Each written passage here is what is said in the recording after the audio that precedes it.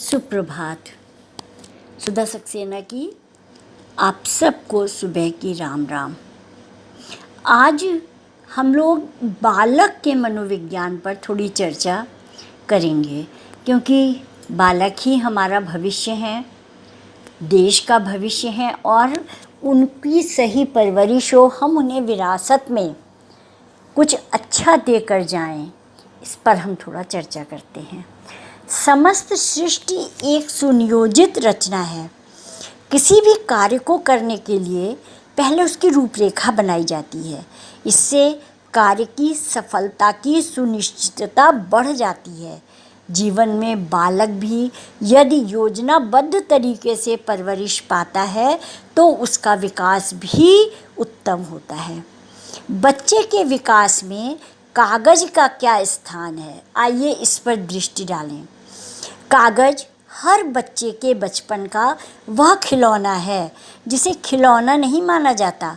जब बच्चे बचपन में कागज़ की नाव बनाकर पानी में चलाते हैं तो उनकी सोच को विस्तार मिलता है।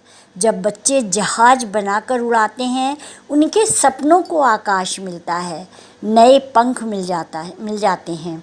जब बच्चा गुस्से में कागज़ फाड़ देता है तो उसकी कुंठा, उसकी गुस्सा निकल जाती है।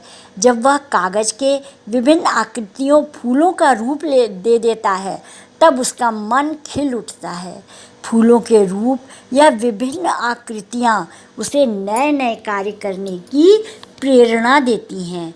जो आनंद कॉपी पर टेढ़े मेढ़े चित्र खींचने या उल्टा सीधा लिखने में आता है वह डिजिटल में कहाँ आता है। आज मैंने ये चर्चा इसीलिए उठाई कि आज ई पत्रिकाएं, ई बुक और ई अखबार देखकर ये लेख लिखने की मुझे लगा कि ज़रूरत है। सही पूछिए तो हस्तकलाकारी के विकास के लिए कागज़ अत्यंत आवश्यक है बच्चों के लिए। मनोवैज्ञानिक कहते हैं कि जो बच्चे कागज़ के अधिक संपर्क में रहते हैं उसके माध्यम से वो तरह तरह के कार्य करते हैं। ऐसे बच्चे आगे चलकर लेखक, चित्रकार, कलाकार बनते हैं और उनका मानसिक विकास तेज़ी से होता है। आज डिजिटल का चलन बढ़ रहा है। जिस तरह माँ का स्थान कोई नहीं ले सकता, उसी प्रकार से कागज़ का स्थान भी कोई नहीं ले सकता। बाल्यावस्था में कम से कम 8-10 वर्ष की आयु तक कागज़ का प्रयोग बच्चों को अवश्य कराना चाहिए। उसके बाद भी डायरी आदि कागज़ पर लिखने के लिए प्रेरित करते रहना चाहिए ताकि उनकी लिखने की पर्याप्त क्षमता का विकास हो। कागज़ का उपयोग करें, सबको प्रेरित करें। कागज़ के लिए अधिक से अधिक पेड़ लगाएं। कागज़ से लगाव बच्चों को नई ऊंचाइयों तक ले जाएगा।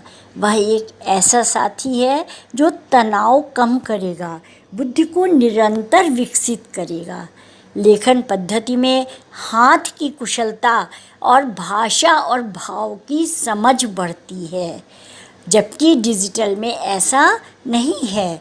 तो आइए हम अपने बच्चों को, अपने नाती पोतों को कागज़ दें, वो खूब फाड़ें, खूब उसमें चित्र बनाएं, खूब टेढ़ा मेढ़ा लिखें।